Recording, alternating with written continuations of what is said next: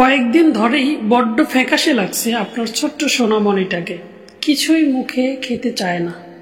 ওর পছন্দের খাবার রান্না করেছেন, তাও মুখ ফিরিয়ে নিচ্ছে। মাঝে মাঝে পেট ব্যথায় কেঁদে উঠছে, দাঁত কিরমির করছে খালি খালি, আর লালা ঝরছে মুখ দিয়ে।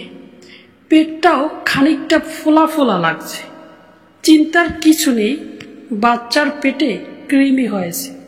তাই আজকের ভিডিওটি সাজিয়েছি কৃমি আসলে কি, কিভাবে বুঝবেন কৃমি হয়েছে, বাচ্চার শরীরে কিভাবে কৃমি ঢোকে, কৃমি নিয়ে কুসংস্কার কি আমাদের সমাজে রয়েছে, এবং স্কিনে যে কৃমিনাশক ওষুধ বা সিরাপ দুইটি দেখতে পাচ্ছেন, অ্যালবেন এবং অ্যালমেক্স, এই সিরাপ দুইটির সেবন মাত্রা, সঠিক সেবন মাত্রা সম্পূর্ণ বিস্তারিত। তাই ভিডিওটি একটু লম্বা হলেও ধৈর্য ধরে সম্পূর্ণ ভিডিওটি না টেনে দেখুন, ইনশাল্লাহ উপকৃত হবেন। আর হ্যাঁ, সাবস্ক্রাইব করে সঙ্গে থাকুন, পাশে থাকা বেল আইকনটি অন করে রাখুন।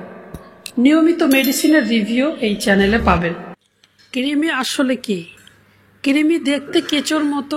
কয়েক প্রজাতির কৃমির ছবি আপনারা স্ক্রিনে দেখতে পাচ্ছেন। মানুষের অন্তে বাস করে, আমাদের শরীর থেকে পুষ্টি গ্রহণ করে বেঁচে থাকে এবং শরীরেই বংশবৃদ্ধি করে। কৃমির ডিম, মুখ বা ত্বক দিয়ে শরীরে ঢুকতে পারে।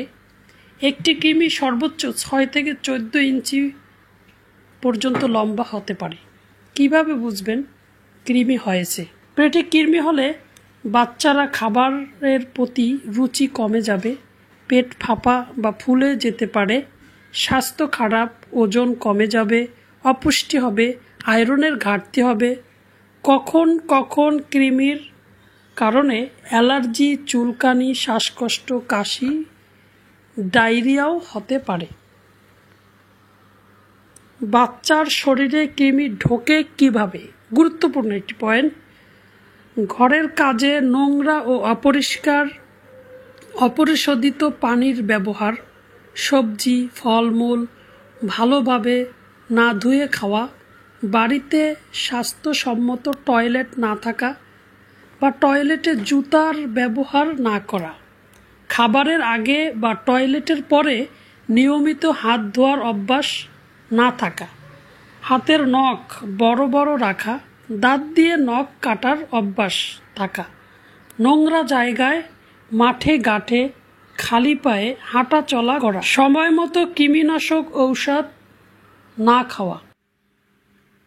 কৃমি নিয়ে কুসংস্কার ও ভুল ধারণা। অনেকে মনে করেন পেটে 2-4টি কৃমি থাকা ভালো, বা পেটে কিছু কৃমি না থাকলে খাবার হজম হয় না। অনেকেই এমনটা মনে করেন, এটি সম্পূর্ণ ভুল। অনেকের ধারণা বেশি মিষ্টি বা চিনি খেলে কৃমি হয়। এ ধারণাও একেবারেই ঠিক নয়।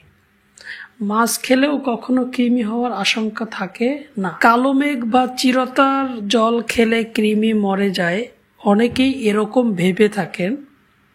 তা ঠিক নয়, কারণ কালো মেঘ বা চিরতা অন্য অনেক ভেষজ গুণ থাকলেও এতে কৃমি মরে বলে এখনো প্রমাণিত হয়নি।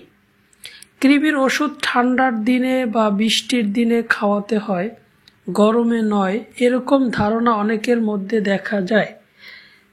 এরও কোনো যুক্তি বা ভিত্তি নেই।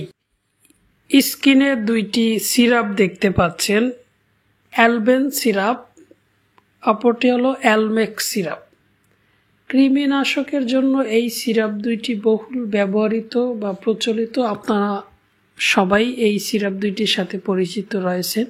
অ্যালবেন সিরাপটি প্রস্তুত করেছেন SKF ফার্মাসিউটিক্যাল, অপরদিকে অ্যালমেক্স সিরাপটি প্রস্তুত করেছেন স্কোয়ার ফার্মাসিউটিক্যাল। এই 2টির জেনেরিক হলো অ্যালবেন্ডাজল। 2টি সিরাপেরই দাম একই, 20 টাকা মাত্র।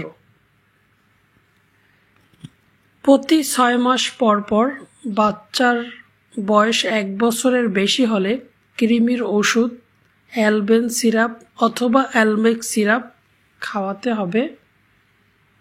সাথে বাসার সবাই একসাথে খাওয়া ভালো।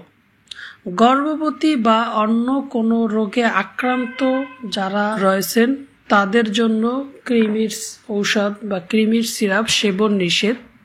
অ্যালবেন সিরাপ বা অ্যালমেক সিরাপ সেবন মাত্রা 1 থেকে 2 বছর হাফ চামচ এবং 7 দিন পরে আবার হাফ চামচ খেতে হবে। 2 থেকে 5 বছর 1 চামচ এবং পরের দিন আর 1 চামচ। 5 বছর হলে 2 চামচ একবারে সেবন করতে হবে, অর্থাৎ 10 ml সিরাপ একবারে সেবনযোগ্য।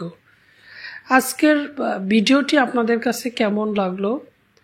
অ্যালবেন্ডাজল বা অ্যালমেক সিরাপ সম্পর্কে আপনার যদি কোনো প্রশ্ন থাকে অবশ্যই কমেন্ট বক্সে লিখুন। আর নিয়মিত মেডিসিন সম্পর্কে জানতে আমার চ্যানেলটি সাবস্ক্রাইব করে রাখুন। আর যারা ইতিমধ্যে সাবস্ক্রাইব করেছেন তাদেরকে জানাই অসংখ্য ধন্যবাদ। অসংখ্য মেডিসিনের রিভিউ আমার চ্যানেলে রয়েছে, তাই চ্যানেলে ঘুরে আসুন। ভালো থাকুন, সুস্থ থাকুন। আসসালামু আলাইকুম।